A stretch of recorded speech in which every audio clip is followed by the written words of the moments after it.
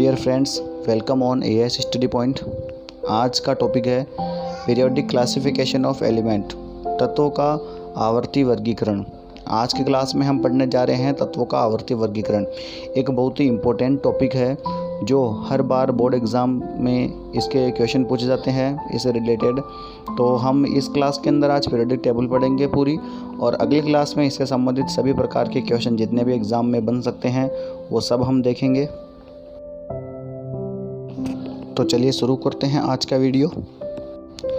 इसमें हम पढ़ रहे हैं तत्वों का आवर्ती वर्गीकरण। हमें यह जानना जरूरी है कि तत्वों का आवर्ती वर्गीकरण करना क्यों जरूरी है।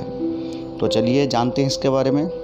तत्वों के अध्ययन को आसान बनाने के लिए एक समान गुण वाले तत्वों को एक साथ रखा गया तथा अलग अलग गुणों वाले तत्वों को अलग अलग रखने की व्यवस्था को तत्वों का आवर्ती वर्गीकरण कहा जाता है। देखिए, अनेक वैज्ञानिक, इतिहास में अनेक वैज्ञानिक हुए जिन्होंने अपने अपने तर्क दिए और आवर्त सारणी का वर्गीकरण किया, जिसमें सबसे पहले है डोबेराइनर, दूसरे थे न्यूलैंड, उसके बाद है मेंडलीफ, और जो आधुनिक आवर्त नियम दिया था वो थे हेनरी मोजले। देखिए, अगर हम बात करें डोबेराइनर या फिर न्यूलैंड या फिर मेंडलीफ, तो इन्होंने क्या किया, जो तत्वों का आवर्ती वर्गीकरण किया वो द्रव्यमान के बढ़ते क्रम के अनुसार किया। तो चलिए सबसे पहले हम बात करते हैं डोबेराइनर का त्रिक सिद्धांत। सबसे पहले हम पढ़ेंगे डोबेराइनर का त्रिक सिद्धांत क्या है। इसके अनुसार देखिए, यह एक जर्मन वैज्ञानिक थे। इन्होंने तत्वों को 3-3 के समूह में रखा और इस समूह को त्रिक कहा गया। 3-3 के समूह में इनको रखा गया था और इसलिए उसको त्रिक कहा गया। डोबेराइनर ने समूह में 3 तत्वों को बढ़ते परमाणु क्रमांक के रूप में व्यवस्थित किया, जिसमें बीच वाले तत्व का परमाणु भार अन्य 2 तत्वों के परमाणु भार के लगभग औसत के बराबर होता है। देखिए एग्जाम्पल, यहाँ पे लिथियम, सोडियम और पोटेशियम लिए गए हैं। यदि हम बात करें लिथियम की, इसका जो द्रव्यमान परमाणु है वो है 7, और सोडियम का जो है वो 23 और पोटेशियम का 39। अगर हम दोनों को जोड़ दें, दोनों साइड वालों को, लिथियम और पोटेशियम को, तो वो इनका जो भार होगा वो सोडियम के औसतन भार के बराबर होगा, औसतन द्रव्यमान के बराबर, परमाणु भार के बराबर होगा। ये इस प्रकार से उन्होंने त्रिक सिद्धांत दिया, लेकिन इनके भी कुछ कमियां रही, जिसकी वजह से ये तत्वों के आवर्ती वर्गीकरण को आसानी से समझा नहीं पाए, या जो इन्होंने बनाया वो कम्प्लीटली फॉलो नहीं कर पाए लोग। देखिए कमियां क्या रही, सभी तत्वों को त्रिक के रूप में नहीं रखा जा सकता है, सभी तत्वों को त्रिक के रूप में भी नहीं रख सकते। अब देखिए बात करते हैं न्यूलैंड्स का अष्टक नियम क्या है। इन्होंने तत्वों को उनके बढ़ते परमाणु द्रव्यमान के रूप में व्यवस्थित किया। इसके अनुसार हर एक तत्व अपने से 8वें तत्वों से गुणधर्म में समानता रखता है। तो देखिए एग्जाम्पल, जैसे कि लिथियम का गुणधर्म है वो सोडियम के समान होता है। इन्होंने कहा कि अपने से 8वें तत्व गुणधर्म के बराबर रखता है, मतलब हर एक तत्व अपने से 8वें के बराबर समान गुण रखता है, लेकिन ये भी इसको नहीं समझा पाए। न्यूलैंड्स के वर्गीकरण में प्रथम तत्व हाइड्रोजन तथा अंतिम तत्व थोरियम था। इन्होंने बताया कि प्रथम तत्व तो होता है हाइड्रोजन और लास्ट जो था वो थोरियम। इनके समय ज्ञात तत्वों की संख्या 56 थी, जो आज बढ़कर 100+ हो गई है। हानियाँ देखिए, इनकी जो कमियाँ रही वो क्या रही। न्यूलैंड का अष्टक नियम सिर्फ कैल्शियम तक ही लागू होता है, इसके बाद यह फेल हो जाता है। इसके बाद ये फेल हो गया, कैल्शियम तक ही लागू होने की वजह से ये नियम फेल हो चुका था। और एक कमी इनकी ये भी रही कि इन्होंने बताया था कि तत्व जो है वो, इन्होंने माना कि 56 ही तत्व है, लेकिन उसके बाद में और तत्वों की खोज हो चुकी थी, इसलिए यह नियम भी आगे लागू नहीं हो पाया। तब इस नियम को इतनी मान्यता नहीं मिली जितनी आधुनिक आवर्त नियम के लिए यहाँ पे चली है। इनका मानना था कि तत्वों का सिर्फ 56 है, तत्वों की संख्या सिर्फ 56 है, लेकिन बाद में और नए तत्वों की खोज की गई। इस वजह से इनका नियम फेल हो चुका था, क्योंकि इन्होंने 56 के अकॉर्डिंग ही यह नियम लगाया था, अष्टक नियम। एक पहले तत्व और 8वें तत्व दोनों के गुणधर्म समान होते हैं, यह नियम इन्होंने लगाया था, लेकिन वो भी केवल कैल्शियम तक ही रहा, बाद में वो फेल हो चुका था। उसके बाद में आए मेंडलीफ। मेंडलीफ की आवर्त सारणी देखिए क्या बताती है। मेंडलीफ एक रशियन वैज्ञानिक थे जिन्होंने सबसे पहले आवर्त सारणी का निर्माण किया था। सबसे पहले उन्होंने आवर्त सारणी का निर्माण किया था मेंडलीफ ने। बाकी पहले जो वैज्ञानिक हुए थे उन्होंने आवर्त सारणी नहीं बनाई थी, केवल रूल बनाए थे। मेंडलीफ ने तत्वों का परमाणु द्रव्यमान के बढ़ते क्रम में व्यवस्थित किया था। तत्वों को उनके परमाणु द्रव्यमान के बढ़ते क्रम में व्यवस्थित किया था इन्होंने। मेंडलीफ ने आवर्त सारणी का वर्ग, जिसे बोलते ग्रुप और आवर्त पीरियड में बांटा था। मेंडलीफ ने ही आवर्त सारणी को वर्ग और आवर्त में बांटा। मेंडलीफ की आवर्त सारणी में 7 आवर्त तथा 9 वर्ग थे। इन्होंने बताया कि आवर्त सारणी में 7 आवर्त होते हैं तथा 9 वर्ग होते हैं। मेंडलीफ ने कुछ अज्ञात तत्वों के लिए कुछ रिक्त स्थान भी छोड़ दिया था, ताकि बाद में अगर कोई खोज हो तो वो उसके अंदर रखे जा सकें। इस प्रकार से ये है मेंडलीफ के आवर्त सारणी के नियम। अब देखिए इनकी भी कुछ कमियां रही, वो कौन कौन सी रही। इन्होंने समान गुण वाले तत्वों को अलग अलग रखा। ज़्यादा एटॉमिक मास वाले तत्वों को कम एटॉमिक मास वाले तत्वों से पहले रखा गया। एग्जाम्पल के लिए देखिए, आयोडीन का होता है 126.92 को टेलुरियम 127.61 के बाद रखा गया था। मतलब भारी जो द्रव्यमान था उनको पहले ले लिया गया और जो हल्के थे उनको बाद में रखा गया, तो ये इसके बाद में सेट नहीं हो पाया।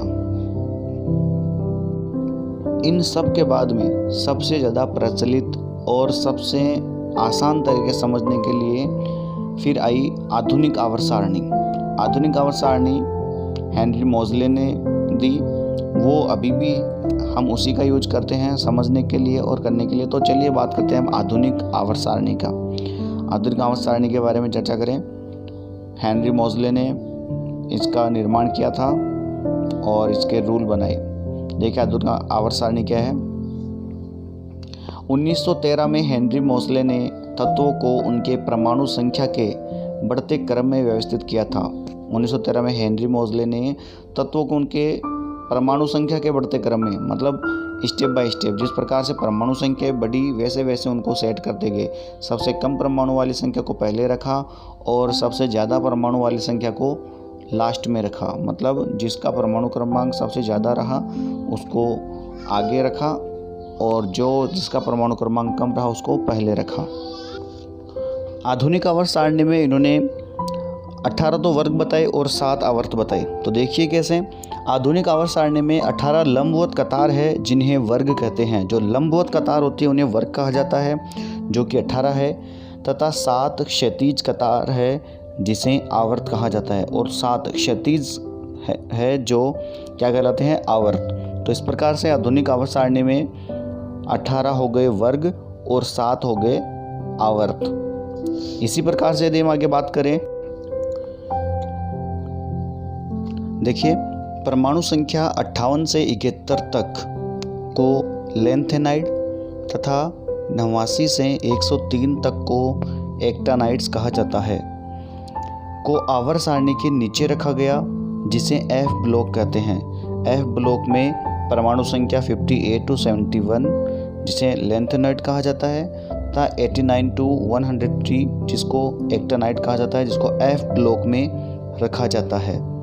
ये इनका दूसरा नियम। पहले आप ये ध्यान रखना कि आवर्त किसे कहते हैं, वर्ग किसे कहते हैं। उसके बाद में लैंथेनॉइड और एक्टिनॉइड वाले तत्वों के बारे में अगर क्वेश्चन ने पूछे तो आपको बता देना है। अब आगे हम यदि बात करें तो उसके अनुसार आवर्त सारणी के बाएं भाग को एस ब्लॉक, दाएं भाग को पी ब्लॉक तथा मध्य भाग को डी ब्लॉक कहा जाता है। आवर्त सारणी में आप ये ब्लॉक्स देख सकते हो इस प्रकार से। ये देखिए, ये एस ब्लॉक है यहाँ से जो बाईं ओर है, और ये है पी ब्लॉक जो दाईं ओर है, और ये जो मध्य में है बीच में वो डी ब्लॉक है। और जैसा कि हमने बात की, जो नीचे वाला है वो है एफ ब्लॉक जिसमें लैंथेनॉइड और एक्टिनॉइड को रखा जाता है, एफ ब्लॉक है। तो इस प्रकार से आप ब्लॉक्स को आपको याद रखना है। अब देखिए पीरियड में तत्वों की संख्या किस प्रकार से रखी जाती है, पीरियड्स के अंदर तत्व किस प्रकार सेट किए गए हैं, उसके बारे में हम चर्चा करते हैं।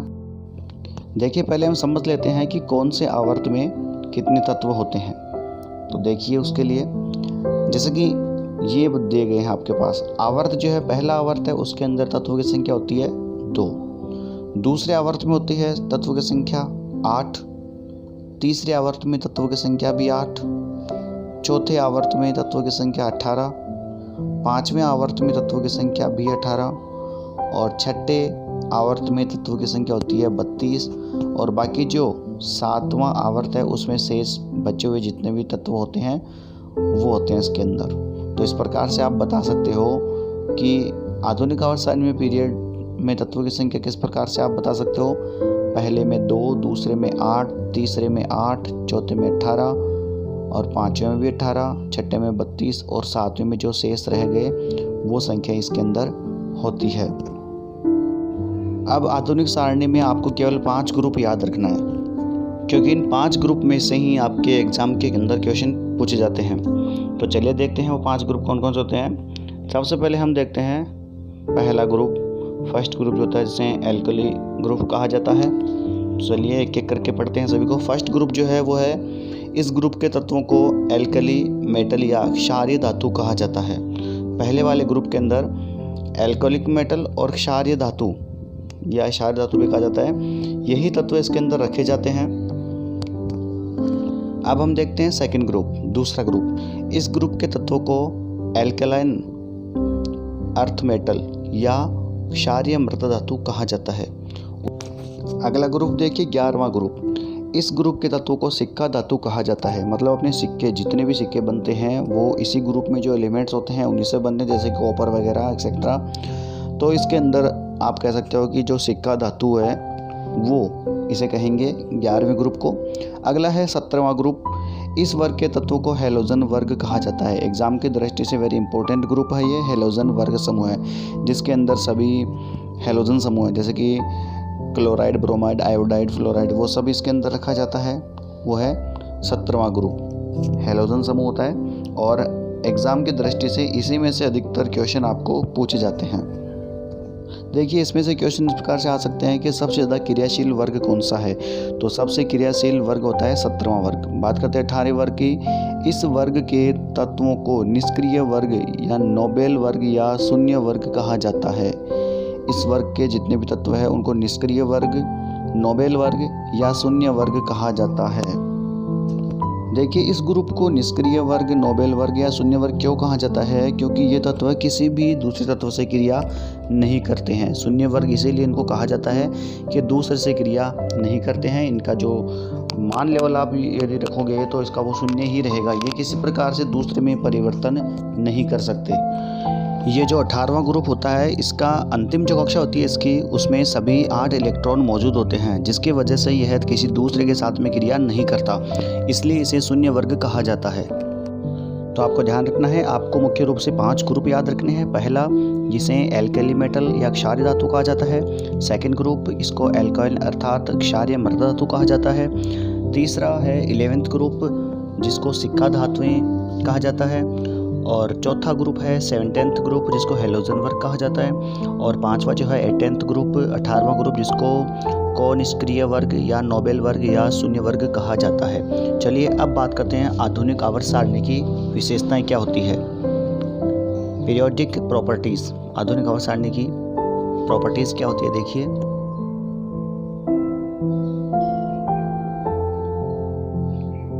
देखिए आवर्त सारणी में ऊपर से नीचे आने पर तत्वों की साइज बढ़ती है। आवर्त सारणी में क्या होगा, जब ऊपर से नीचे की तरफ आएंगे तो तत्वों की साइज है वो बढ़ेगी। एक इसमें ऊपर छोटा तत्व होगा और नीचे बड़ा तत्व रहेगा इसके अंदर। एग्जाम्पल के लिए आप इस डायग्राम में देख सकते हो। पहला जो तत्व है हाइड्रोजन, जिसका साइज छोटा दिखाया गया है, परमाणु क्रमांक 1 होता है जिसका। उसके बारे में आता है लिथियम, जिसका परमाणु क्रमांक 3 है, वो इससे थोड़ा बड़ा है। और आगे दिया गया है सोडियम, जो इन दोनों से बड़ा है और जिसका परमाणु क्रमांक 11 होता है। तो इस प्रकार से ऊपर से नीचे जाने पर इनका साइज बढ़ता है। सेकंड पॉइंट है, आवर्त सारणी में बाएं से दाएं जाने पर तत्वों का साइज घटता है।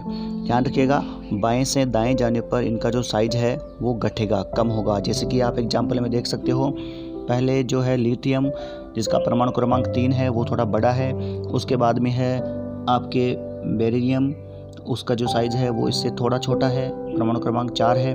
उसके बाद में बोरोन है, जिसका परमाणु क्रमांक 5 है। साइज ये धीरे धीरे इनका छोटा होता जा रहा है।